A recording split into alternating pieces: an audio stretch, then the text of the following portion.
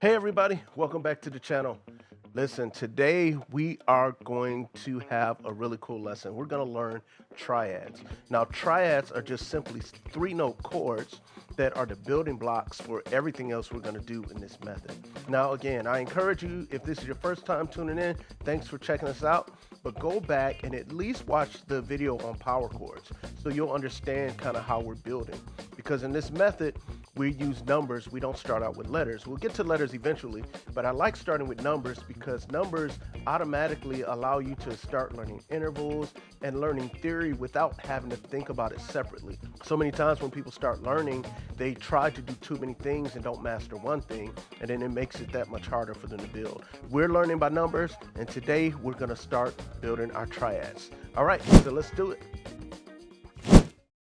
A quick review. When we learned our power chords, we learned that a power chord is two notes, it's a root and a fifth.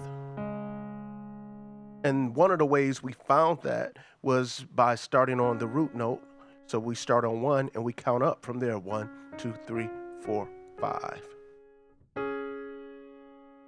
That's your root and your fifth.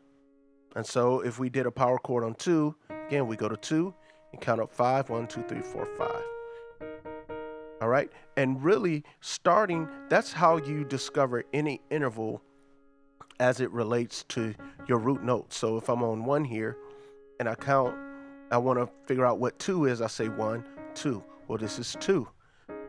So that would be like a 2 chord. It would be a sus.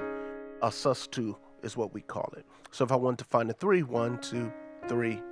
And so now I have our triad. If I wanted to play a 4 or a sus 4 is what we call it.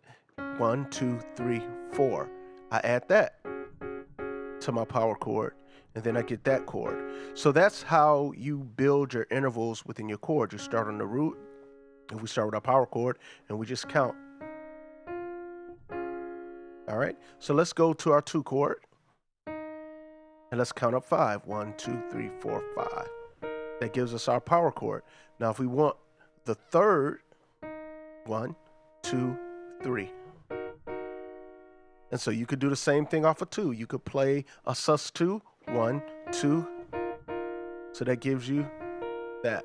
So that's really the whole idea behind kind of building your triads. So now we have 2 triads. We have our 1 and we have our 2. All right, so let's go on to 3. 1, 2, 3. This method is just to give you the ability to find your chords. Once you find them, you need to sit and you need to memorize them because it's similar to sounding out words when you're reading. When you first saw the word cat, C-A-T, you sounded it out. You said cat. But when you see it now, you just cat. Same thing with this. So sound it out, find it, 1, 2, 3, and then just speak. Your 3 chord. This is your 3 chord. This is your 2. Here's 1. All right, so let's go to 4. Start with a power chord. Count up 3. 1, 2, 3. Now we have our 4 chord. So we have 1, we have 2, we have 3, we have 4. All right, let's go to 5. Same thing. So count up 1, 2, 3.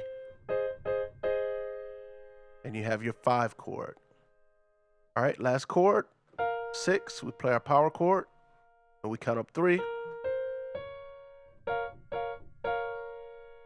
And you get that.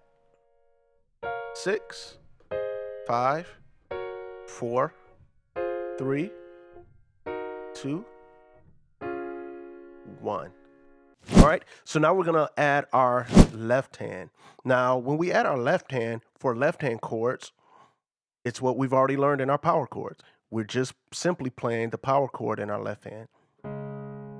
Simply playing that. Now, typically, we won't play a full triad in your left hand. It just sounds muddy. And there are occasions where you'll use that, and we'll get to those exceptions later on. But for now, we'll have a really full chord, just playing the power chord in your left hand and playing your triad in your right hand. All right?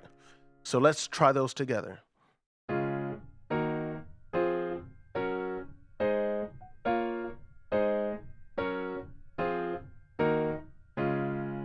You're going to use those for the rest of your life if you play keyboard. One of the other things you can do when practicing this is rolling your chords or making it into an arpeggio. Remember in the power chord exercise, we did this type of thing. Just played the notes, all the single notes, instead of just blocking them. We did that.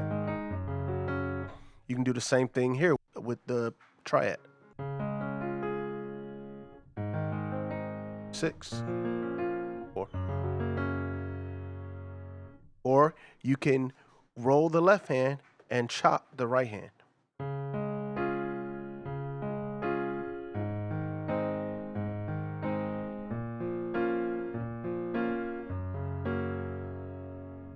Just play it over and over and over again. And then when you come across a chart, a number chord chart, you can either play the chords blocked, or you can play them like that. A song I like by CeCe Winans is this song, Worthy of It All. All right, don't judge my singing. We're here to play piano. But it goes like this. You're worthy of it all. You're worthy of it all. To the 4. For from you are all things, and to you are all things. You deserve the glory. Now I could break that up. You're worthy of it all. You're worthy of it all. See that? For from you are all things, and to you are all things. You deserve the glory.